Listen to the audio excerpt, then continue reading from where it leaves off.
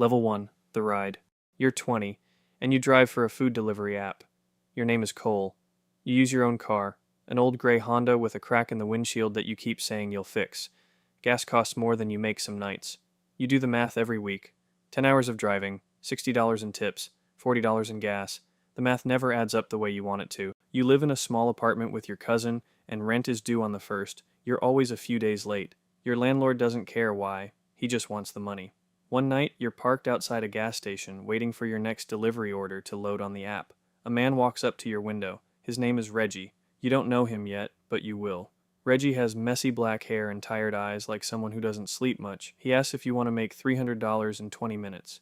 You laugh because that sounds fake. He doesn't laugh. He's serious. He tells you it's simple. You wait outside a building. A friend of his comes out. You drive him 2 blocks, drop him off, and go home. That's it. No questions. $300 cash right there in your hand before you even start the car. You should say no. You know you should say no.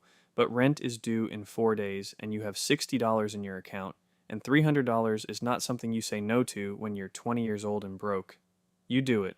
You wait outside the building like Reggie said. A man runs out fast, gets in your back seat, and tells you to drive. You drive, 2 blocks.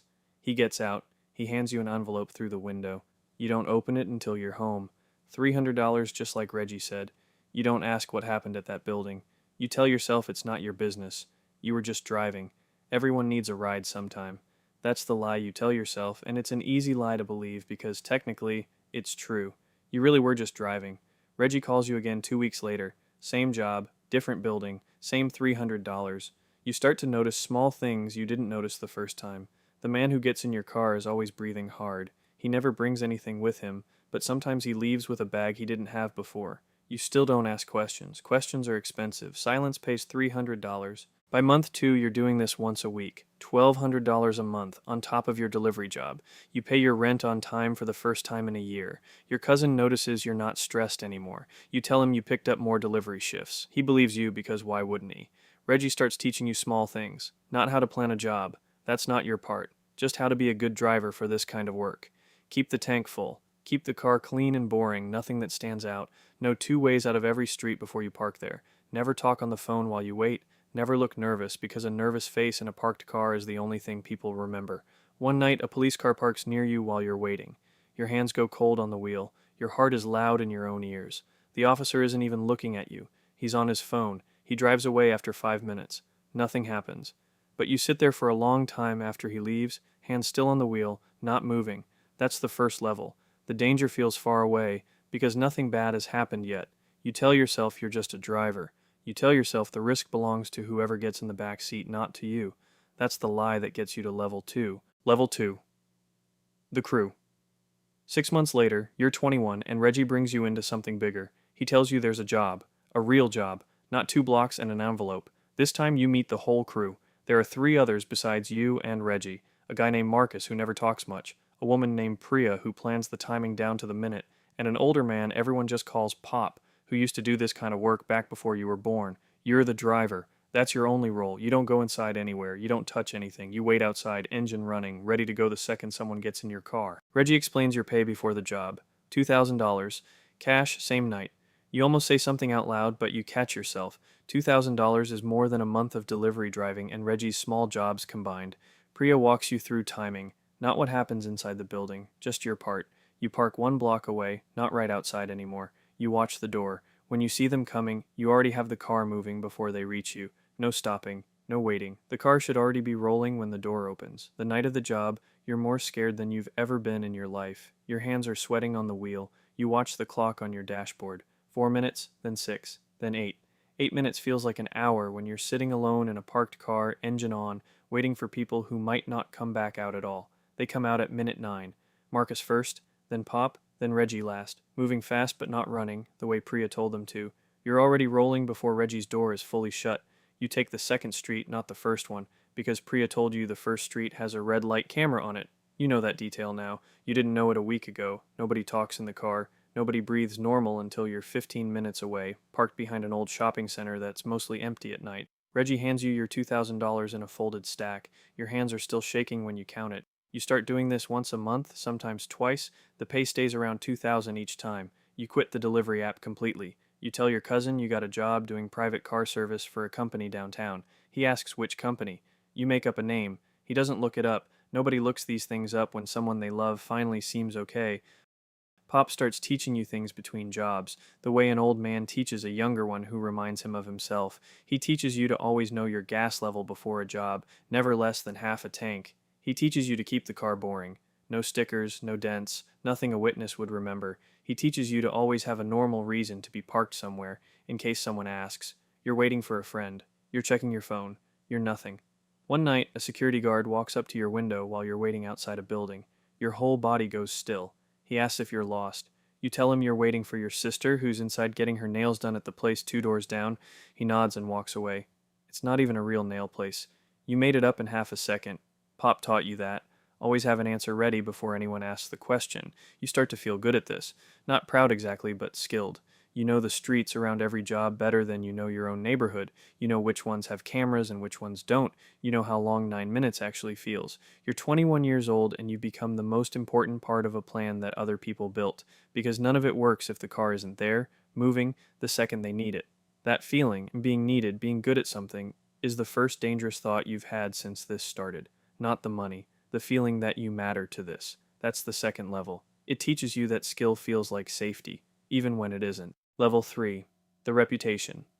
2 years later, you're 24, and you don't work for just Reggie's crew anymore. You work for whoever calls you. It happens slowly. Word got around in the way these things get around, not through anyone talking too much, but through people who trust each other passing along one name, your name. People started calling you Ghost, because nobody who rides with you has ever been caught in the car. Not once. Not ever. You never picked the nickname. It just showed up one day, and it stuck the way Reggie's nicknames always stuck. You stop working with just one crew. Now you drive for 3 or 4 different groups, depending on who calls first. You never ask what the job is before you agree. You only ask 3 things. How many people, how far, and what the pay is. That's it. That's your whole world now. The pay changes everything. A small job, 2 people, short distance, pays around $3,000. A bigger job, more people, more distance, more risk, can pay $8,000 or $9,000 in one night. You start keeping a running number in your head, the way other people keep a bank balance. Some months you make $12,000. Some months when there are more jobs you make closer to $20,000. $20,000. In a month, you used to make $1,600 a month delivering food in a car with a cracked windshield. You fix the windshield. You buy a second car, a plain gray sedan that looks exactly like 1,000 other cars on the road, because Pop always told you the best getaway car is one nobody remembers seeing. You keep your old Honda too, parked outside your apartment, so your neighbors still see the same boring car they've always seen. 2 lives, 2 cars, only one of them is real anymore. You move into a nicer apartment. You tell your cousin you got promoted at the car service company. He believes it because your life looks like a promotion. New furniture, new clothes. You pay for your mom's car repair without blinking, something you couldn't have done 2 years ago. She hugs you and tells you she's proud of how far you've come. You let her be proud. It's easier than the truth, and some part of what she's proud of is even real. You did work hard to get good at this. Reggie starts calling you less, not because anything is wrong, because you don't need him to get work anymore. People call you directly now. You've become the thing Reggie used to be for you. The name people ask for when they need someone reliable behind the wheel. You start training a new driver yourself, a 19-year-old named Deshaun who reminds you of yourself 2 years ago. You teach him the same things Pop taught you. Boring car, full tank, 2 ways out of every street, always have a reason ready before anyone asks the question. You pay him for his first few jobs out of your own cut, the way nobody paid you when you were learning. You don't fully understand why you do that. Maybe because someone should have done it for you differently. Maybe because it feels good to be the one who knows everything for once. The money keeps growing. By the end of this year, you've made close to $200,000 total since you started, most of it in the last 12 months alone. You keep it split. Some in a shoebox in your closet, some in a real bank account under a small business you set up, a car detailing shop that barely makes any real money but gives you a place to explain where your cash comes from. You learned that part from Pop too. Every dollar needs a story if anyone ever asks. One night, a job goes almost wrong. You're waiting outside, and a patrol car turns onto your street and slows down right next to you. You don't panic, you don't speed off. You sit still, phone in your hand, scrolling like you're waiting for someone. The officer looks at you for 2 full seconds and keeps driving. 2 seconds. You've replayed those 2 seconds in your head 100 times since. That night, lying awake, you think about how close 2 seconds actually is. You think about the $20,000 you made that month and how none of it would matter if that officer had looked for 3 seconds instead of 2. You don't stop, though. You've stopped being able to imagine your life without this. That's the third level. It gives you enough money to stop needing anyone, and just enough fear to remind you that you still can't control everything. You tell yourself you're careful enough to last. Everyone in this ends up telling themselves that, right before the level where they find out if it's true. Level 4. The Trace. You're 26 when it falls apart, and it doesn't fall apart the way you always imagined it would. There's no chase. Nobody ever catches you mid-job. The car is never found with anyone still inside it. That's not how it happens. It happens slowly, the same way everything good happens slowly, except this time it's happening to you instead of for you.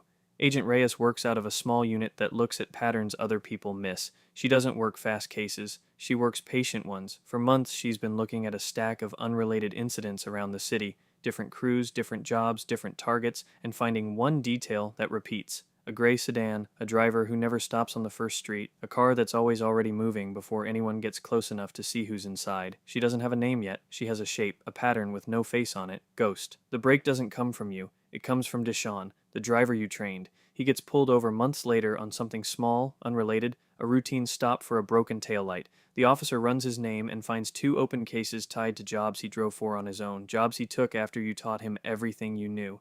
Deshaun is 19. He's scared in a way you stopped being scared a long time ago. When Agent Reyes sits across from him, he talks. Not because he wants to, because he's 19 and alone and nobody hired him a lawyer who knows what they're doing. He gives her a name, not your real name, the only name he knows you by.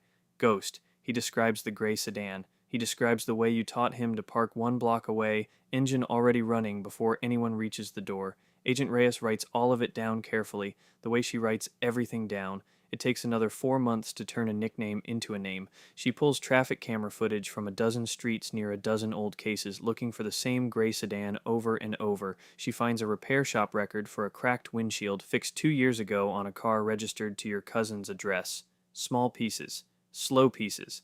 That's how she works.